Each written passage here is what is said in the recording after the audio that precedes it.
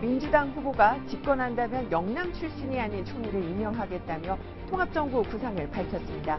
지지율 하락으로 비상이 걸린 안철수 국민의당 후보는 안보 적임자를 자처하며 보수층 표심 잡기에 사활을 걸었습니다. 오늘의 뉴스톱10 1위로 선정했습니다. 네, 조금 전에 예고해드린 대로 문재인 후보에게 묻고 싶은 질문. 자, 민주당에서요, 이철희 더불어민주당 선거대책위원회 전략본부 부본부장 스튜디오에 나와 있습니다. 얘기 나눠보겠습니다. 안녕하십니까? 네, 안녕하십니까. 자, 일단은 최근에 문재인 후보 승리를 피부로 느낀다라고 얘기를 할 정도로 굉장히 기분이 업돼 있는 것 같습니다. 어떻습니까? 당내 분위기? 나쁘지는 않죠. 네. 그런데 문재인 후보가 하신 말씀은 당연히 이긴다 이런 뜻이 아니고요. 네. 지역 현장이나 국회의원들이나 또는 운동원들이 열심히 뛰고 있는데 격려 차원에서 하신 말씀입니다. 더 열심히 뛰면 네. 우리한테 좋은 결과 있지 않겠냐 이런 뜻으로 말씀하신 독려 차원에서 하신 말씀이지 네. 마치 선거가 다 끝난 것처럼 도치감에 빠져서 하신 말씀은 아니다. 그 말씀을 좀 분명하게 드리고 싶습니다. 네. 그런데 요즘 유세 행보를 보면 다른 후보들에 비해서 시장을 방문한다든가 아니면 유권자들을 직접 만나든가 이런 스킨십의 행보는 조금 적은 것 같아요. 비교적. 혹시 이것도 전략 차원의 한 가지 행보인가요? 전략의 관점에서 보지 말고요. 이렇게 네. 보시면 될 것 같은데 문재인 후보는 다른 후보에 비하면 아마 상대적으로 캠페인을 오래 하신 분입니다. 네. 당대표 하셨습니다만 그때부터 대선 운동을 한 건 아닙니다만 네. 유권자들이나 국민들과 접촉할 기회들이 굉장히 많았던 분들이기 때문에 네네. 지금 다른 경쟁자들에 비하면 상대적으로 긴 기간 동안 시간이 있었다는 점에서 그렇게 많이 일정을 소화할 필요는 없는 것 같고요. 네. 또 하나는 집중유세라는 걸 저희들이 하는데 제가 부산 가서 집중유세 사회도 보고 했습니다만 네. 굉장히 많은 분들이 오세요. 그러면 특정한 시간을 정해서 많은 분들이 모여서 한꺼번에 하는 게 네. 비용도 좋고요. 비용도 네. 적게 들고 모시는 분들끼리도 서로 이렇게 통화도 되고 서로 또 이 위안도 받기 때문에 네. 저희는 집중유세라는 걸 통해서 많이 한다. 네. 그래서 그런 점이 좀 전략일 수도 있겠습니다만 네. 특별히 스킨십을 적게 하려고 한다 이런 건 아닙니다. 알겠습니다. 효율성을 높이기 위한 집중 유세에 중점을 두고 있다. 이렇게 네. 이해를 하도록 하겠습니다. 자, 문재인 후보 오늘 아침에요. 방송기자클럽에서 아주 중요한 그리고 의미 있는 말들을 많이 쏟아냈습니다. 먼저 영상 보시고 질문 이어가겠습니다.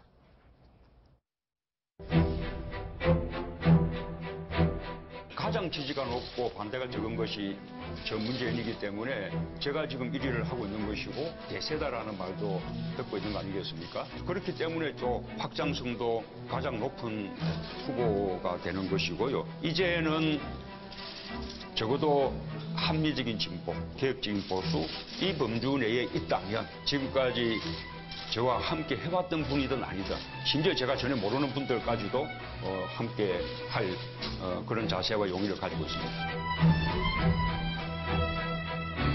제가 영남인 만큼 영남이 아닌 분을 초대하는 그런 분을 총리로 모시겠습니다. 예, 제가 염두에 이미 두고 있는 분이 계십니다. 저는 적정한 시기에는 그분을 공개해서 국민들께는 뭔가 좀 가시적인 모습을 보여드려야 하지 않을까. 내각의 구성, 그야말로 통합정부, 대한민국 드림팀 정부를 구성하고 싶습니다. 총리 후보자를 염두에 두고 있는 분이 있다라는 이야기를 언급했습니다. 자, 이 자리에서 제가 이철희 부본부장께 여쭤봐도 이름을 말씀 안 하시겠지요? 안 하는 하실 게 수 있습니까? 안 하는 게 아니라 못 합니다. 네. 저도 모르고 있기 때문에. 그렇다면 어떤 기준을 중점으로 총리 후보자를 보고 계신지 이 정도는 좀 말씀해 주실 수 있겠죠. 딱히 총리만의 기준을 특별히 특정해서 말씀하신 적은 없습니다. 네. 통합정부라는 말에 좀 함의가 들어있지 않나 싶습니다. 우리 사회가 이 갈등하고 분열하고 있는 게 가장 크게 보면 지역이잖아요. 네. 지역, 세대, 이념, 계층 이런 것들을 우리가 좀 많이 얘기를 하는데 그렇게 보면 통합정부라는 거는 그런 분열이나 갈등상을 해결할 수 있는 걸로 가야 되니까 통합이 이루어져야 되는 거잖아요. 그런 점에서 보면 그런 갈등이나 분열을 메꿀 수 있는 사람, 그게 통합의 저는 적임자일 거라고 네. 보고요. 대통령과 총리는 서로 보완관계에 있지 않습니까? 네. 그런 점에서 보면 내각 구성은 우리 사회의 다양성을 이렇게 대표할 수 있는 분들로 구성하더라도 네. 총리만큼은 지역이나 계층이나 세대나 이런 걸 좀 이렇게 완충하고 통합할 수 있는 사람을 하는 그 기준이 저는 가장 중요할 거라고 봅니다. 지금 말씀하시다 보니까 통합이라는 단어를 굉장히 자주 쓰셨고요. 그리고 또 문재인 후보가 아까 얘기를 할 때 내가 영남 출신이기 때문에 다른 지역 출신을 총리 후보로 염두를 하겠다. 자, 이 두 가지 조건만 봤을 때 눈치 빠른 사람들은 떠오르는 사람이 하나 있습니다. 아, 그래요? 네, 김종인 비대위원장 전 어떻습니까? 그건 인사에 대해서는 제가 뭐라고 드릴 말씀이 없고요. 네, 저는 김종인 전 대표가 당의 대표로 있을 때 당직자로서 같이 일해본 경험이 있고 모셔봤기 때문에 네. 굉장히 좋아하긴 합니다만 네. 인사 문제를 제가 거론할 수는 없습니다. 네, 알겠습니다. 네, 차기 만약에 집권한다면 내각을 꾸려야 되는데 여기에는 국무총리만 있는 것이 아니라 각 부처 장관도 있습니다. 그런데 이게 각 부처 장관의 경우에 지금 박근혜 전 대통령이 임명한 장관이거든요. 그리고 또 인수위 기간 없이 바로 이제 직무에 돌입해야 됩니다. 임기가 시작되는 것이죠. 그렇다면은 이게 국정 공백을 줄이기 위한 그런 필요성이 있어 보입니다. 왜냐하면 만약에 문재인 후보가 당선된다면 국정 철학을 같이 하는 그런 인사들이 각 부처 장관으로 임명되어서 부처를 이끌어 나가야 되는데 잘 맞지 않는 그런 상황이 발생할 수 있거든요. 여기에 대해서 어떤 생각하시는지, 어떤 대비하시는지, 그리고 혹시 몇몇 주요 부처라도 구체적인 인물에 대해서 현재 여러 가지 인선 작업이 진행되는지 궁금합니다. 구체적인 인선까지는 모르겠습니다만 취임 이후를 준비하는 그런 이러저러한 방안들을 고민하고 있는 단위는 있겠죠. 어디선가 하고 있을 겁니다만 우선 그런 말씀을 들으시면 어디선가 내각 인선 작업을 하고 있다고 우선 들으시면 들으시는 분들이 어쭈 다 이겼다고 생각하네? 이렇게 또 나쁘게 보실 측면이 있기 때문에 네. 깊이 있게 아주 구체적으로 진행하지는 않을 거라고 보고요.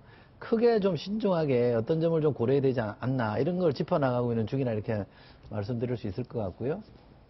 장관들은 국무회의라는 거는 장관이 없으면 운영할 수가 없는 거잖아요. 근데 행정부 의사결정의 최종 단위가 국무회의이기 때문에 국무회의 없이 할 수는 없는 거잖아요. 그러면 당분간 이른바 동거정부라는 게 불가피할 것 같고요. 전임 정부에서 임명하신 분들이 장관으로 어느 정도 역할을 하셔야 되고 그걸 기분 나쁘다고 어느 분처럼 어느 날 다 사표 받아서 다 나가라 이러면 국정이 마비되는 거기 때문에 그렇게 할 수는 없는 건데 네. 대신에 이걸 최소화시키는 게 맞을 것 같고요. 네. 또 하나 지금 말씀하신 것 중에 우리 헌법에 보면 내각은 대통령을 보좌하는 조직이거든요. 국무회의라는 게 헌법 조직이긴 합니다만 기본 성격이 총리부터 대통령을 보좌하여라는 표현이 붙어 있어요. 그렇기 때문에 대통령과 국정 철학을 완전히 달리하는 분이 들어오기는 쉽지 않습니다. 네. 물론 출신이나 이 배경이나 이런 건 다양하게 해야 됩니다만 생각하는 바는 비슷해야 되고요.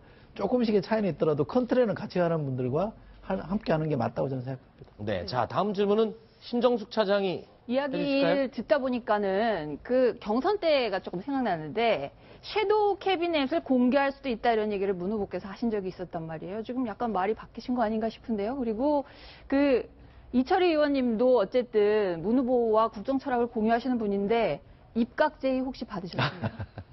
문체부 장관이라든지? 아니요. 입각 제의는 제의가 온다면 어떻게 하시겠어요? 전혀 받은 바 없고요. 저 이제 비례대표 국회의원 이제 1년 채 못했기 때문에 국회를 좀 더 배워야 된다고 저는 생각합니다. 저희가 온다면 어떻게 하시겠냐고 물어보는 거예요. 그러니까 거기에 대한 답변입니다. 국회의원으로서 네. 조금 더 전 일을 하고 싶은 생각이 강하고요. 네.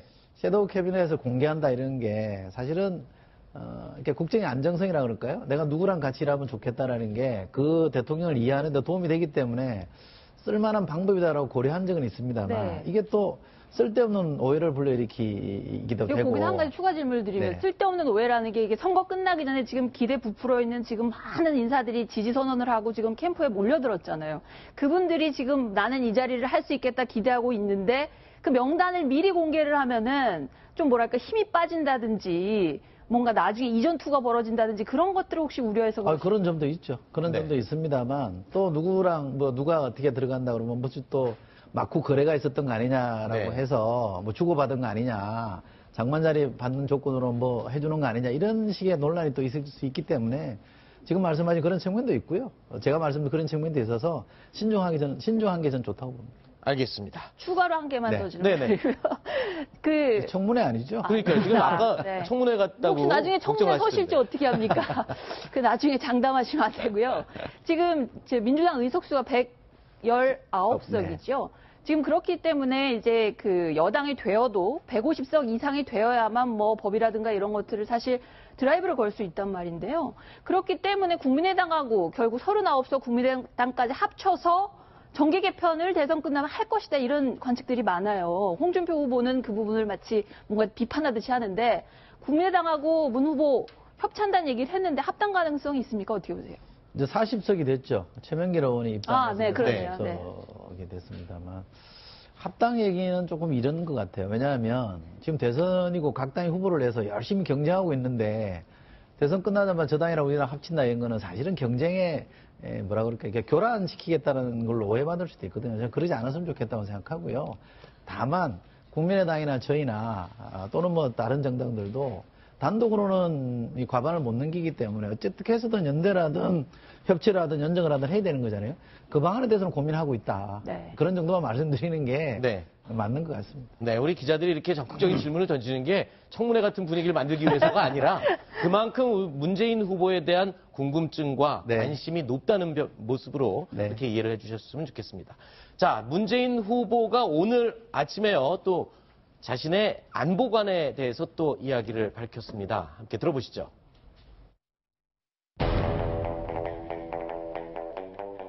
그 시기는 남북 정상회담 직후에 남북 총리회담 또 남북 국방부 장관 회담, 부총리 회담 진행되고 있는 시기였습니다. 16일 당일도 서울에서 남북 총리회담이 열리고 있었고 대통령이 북한 총리와 점심을 함께한 그런 날이었습니다. 폭넓게 북한에 대한 정보를 가지고 여러 가지 소통을 하고 이것이 바람직한 남북관계, 그런 남북관계로 되돌아가야 된다. 이 말씀에는 좀 오해가 없으시기 바랍니다. 우리가 주도해야 된다는 것이고요.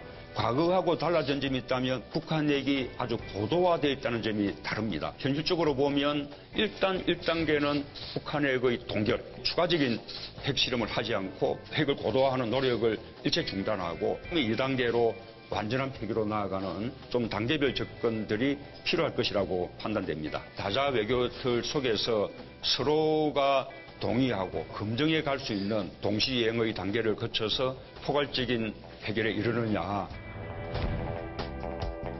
외교는 주어진 현실의 토대 위에서 하는 것이죠. 지금까지 다음 정부에 이렇게 넘어서면 미국과 중국과 북한과도 이렇게 대화할 여지가 남아 있고, 저는 우리 미국에 대해서도 이렇게 말씀드리고 싶습니다. 이런 문제, 미국 의회의 통제 없이 정부가 독단으로 강행할 수 있겠습니까? 대화해서 순리적으로 풀어나가겠습니다. 자, 남북관계는 김대중 노무현 정부 시절이 가장 바람직하다. 그때로 돌아가야 된다. 그러면서 단서를 달았습니다. 오해하지 말아주십시오. 정확하게 어떤 의미인지 좀 풀어주십시오. 뭐 그때가 가장 바람직했다 이런 뜻보다는 지금과 비교하면 그때가 더 좋았다 이런 말씀이신 네. 것 같고요. 아까 언급해서 나오신 것 같아요. 총리회담이 있었죠. 뭐 경제부총리 회담이 있었죠. 국방장관 회담이 있었죠. 남북한 간에 다 채널이 가동이 되면서 굉장히 이게 평화 무드가 조성이 됐잖아요. 네. 그런 점에서 보면 남북 관계라는 게 전쟁으로 가는 것보다는 평화로 가는 게 맞으니까 네. 그때 남북 관계가 더 좋았다라고 하는 말씀이신 것 같고, 저는 그 말에 전적으로 동의하고, 우리가 지금 북한이 핵 개발을 너무 많이 나가서 지금 핵 개발을 동결하든지 비핵화로 가야 되는데, 그럼에도 불구하고 우리가 지향해야 될 것은 평화잖아요. 전쟁이 아니라 평화라고 한다면 네. 여러 가지 채널들을 가동하는 게 좋겠다는 뜻으로 이해하시면 될 것 같습니다. 네. 자, 사드 배치 문제 얘기를 안 할 수가 없을 것 같습니다. 지금 이 사드 배치, 지금 철회한다는 건지 아니면 진행해야 된다는 건지, 일단은 뭐 지금 배치가 시작이 됐으니까요. 가동이 직전에 지금 앞두고 있는데 어떻습니까? 지금 입장.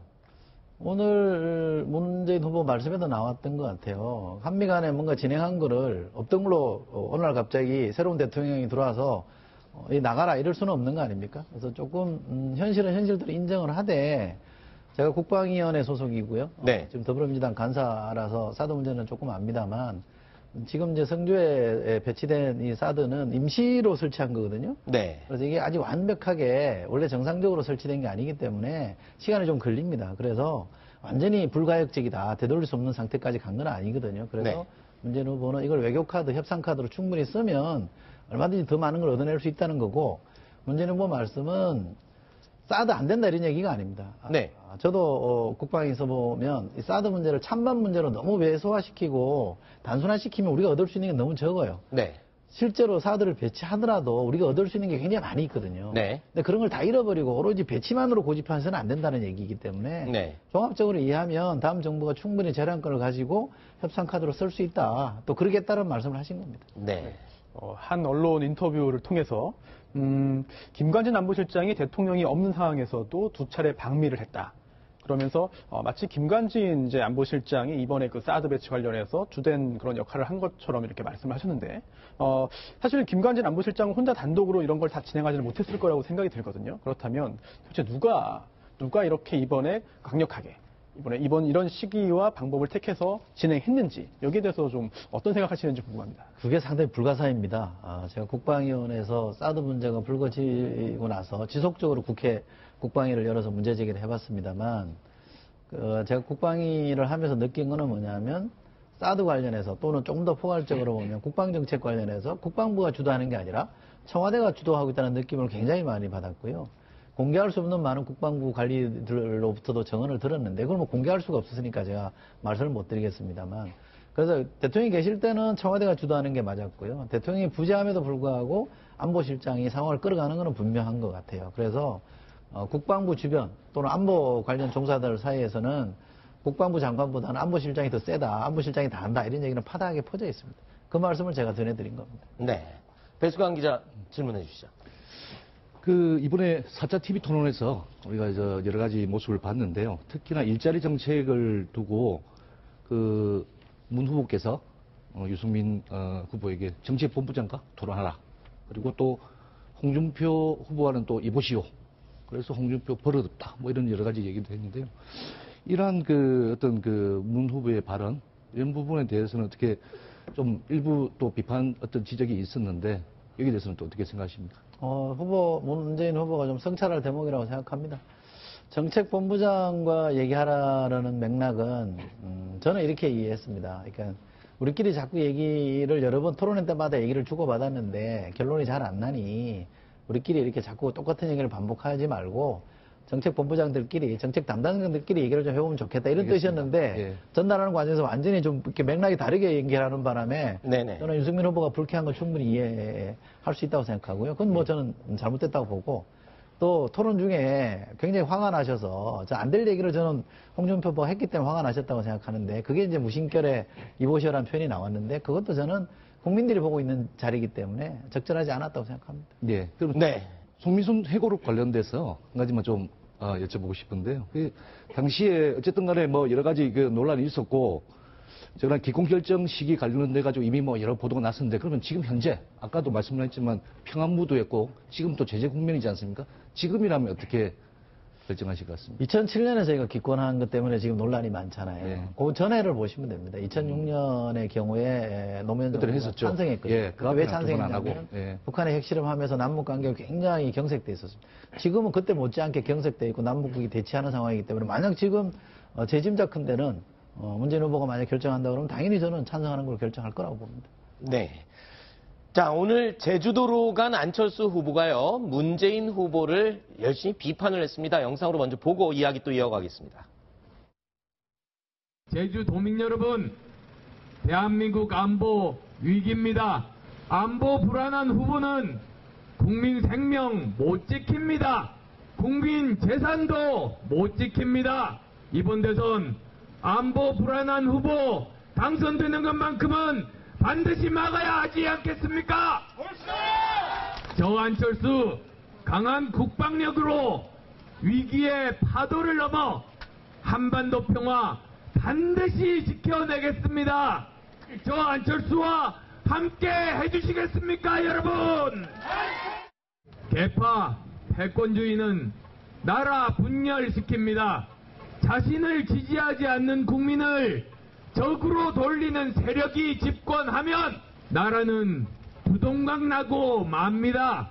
자신과 다른 생각 이야기한다고 아랫사람이랑 상대하라고 호통 튀는 후보가 대통령 되려고 합니다. 대통령 되면 역사상 최악의 불통 대통령 될 겁니다. 동의하십니까? 동성결혼 합법화 반대합니다. 동성애는 찬성 또는 반대, 허용 또는 불허 사안이 아닙니다. 자, 이 세 가지 정도 이야기가 나왔는데요. 마지막에 이 동성애 찬성 반대 관련해서 뭐 반박을 하실 부분이 있으면 좀 해명을 해주시죠. 저 안철수 후보의 저 부분에 대해서는 동의합니다. 아? 예. 어떤 부분이요? 아니 뭐 찬성 반대할 문제가 아니라고 네. 말씀하신 거 있잖아요. 근데 그 토론회에서는 동성애는 반대하는데 차별은 있어서는 안 된다. 이런 취지의 얘기를 해주셨거든요. 저희 문재인 캠프가 그걸 좀 해명을 했는데요. 첫 번째 네. 질문, 홍준표 후보 질문은 군대 내 동성애에 관해서 질문이었어요. 두 번째 질문이 이제 군대 내를 빼고 동성애를 물어본 건데 사실 군대 내 동성애 문제는 이거는 최고 국군 통수권자로서 어떻게 할 거냐라고 받아들이면 지금으로서는 허용하기 어렵다는 말씀을 하신 것 같고요. 그냥 일반 동성애에 대해서는 이거는 뭐 허용하고 말고의 문제가 아니죠. 그러나 동성혼에 대해서는 분명히 반대하는 입장을 말씀하셨고 포괄적으로는 어떠한 경우에도 차별은 안 된다라고 선을 그으셨기 때문에 약간 맥락상에 약간 좀 부족한 부분이 있었습니다만 정리하면 그런 얘기라 네, 알겠습니다. 지금 안철수 후보랑 생각이 다르지 않을 겁니다. 자, 그러면 개파 패권주의에 대해서 굉장히 강력하게 안철수 후보가 비판을 했는데 이 부분에 대해서도 좀 해명을 해주시죠. 개파 패권 저도 이 당에서 정치 활동을 하고 있고요.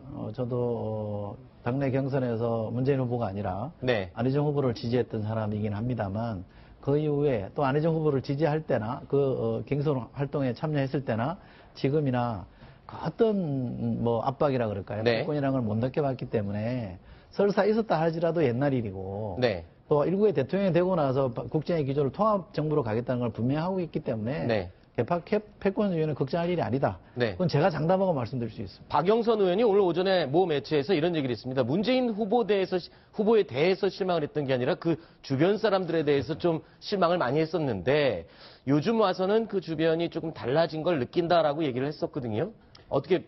어떻습니까? 부부장님 느낄 때는 어떠세요? 전적으로 동의합니다. 저도 사실은 이 캠프에 무슨 생각이 있거나 꼭 전략 파트에 제가 몸담고 있긴 합니다만 전략 파트가 아니더라도 TV 토론 관련돼서라든지 뭐 정책 관련돼서라든지 얼마든지 제가 얘기를 할 수 있고요. 후보를 거의 하루에 한 번 정도는 마주치게 돼요. 네. 캠페인 나가서도 마주치게 되는데 그런 얘기를 잠깐이라도 전달하면 열심히 듣고 가시는 분이기 때문에 지금 박영선 전 대표 말씀은 전적으로 맞는 말씀이십니다. 네, 알겠습니다. 자, 오늘 이야기는 여기까지 듣기로 하고요. 오늘 초대 응해주셔서 고맙습니다. 고맙습니다.